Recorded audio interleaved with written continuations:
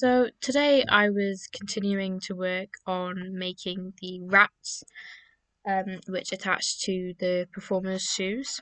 So I was cutting out pattern pieces, assembling them into this to go around the performer's leg, attaching Velcro on both sides so it would hold together. With the Velcro, I did have a bit of trouble remembering which side had the fuzzy and which side had the spiky. As I have two pieces, one at the top, one at the bottom, so that I don't use too much Velcro, but it still holds together well.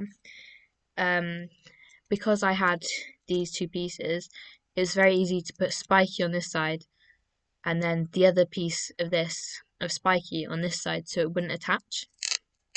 So then I started using one side black and one side white.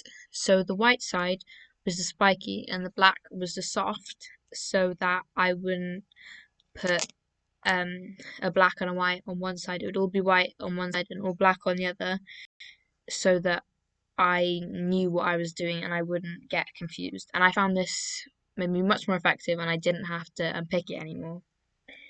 I also yesterday I had some trouble with knowing where to attach the elastic, as the rats were just pointing up on the top of the shoe when I wanted them to point across like this. So they were parallel to the bottom of the actor's shoe.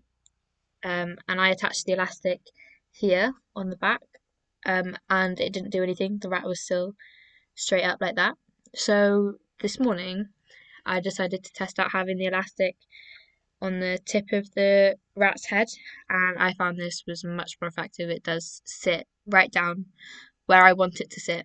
The only problem is it's quite tough to get the needle through on here. It's quite difficult to sew through, especially if you look at the shape. The cone, it's hard to get your hands in there. And initially, I was making it even harder for myself by sewing the rat on like this first. So then the only way I could get inside here, well, I couldn't get inside there, and that was the problem, was it was too tough to get inside and get the needle through. So then I started doing it before I put it on the leg, as it meant that I could take the stuffing out and get my needle in there a bit better.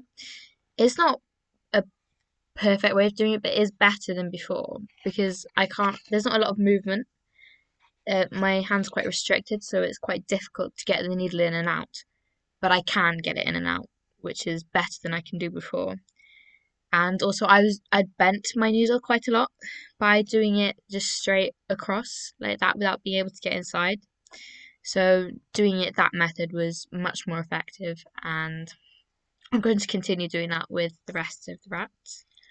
I managed to complete, I think, 6 rats today, and tomorrow I would like to try and be faster. I will also try to complete some more tonight, as there is 22 rats and not a lot of time. And I would like to move on to the next task as quickly as possible. Something else I'm doing with the rats is I noticed quite a lot of their whiskers were falling off before I got to sewing them, so I was re-gluing them on, and I decided while I was doing that I would add a little bit of extra glue on the elastic and also onto the base of the rat's head where it had been sewn onto the leg piece, just to give it that extra bit of security and just attachment to it. It's less likely to fall off the more things I put on it to secure it, to keep it onto the rat.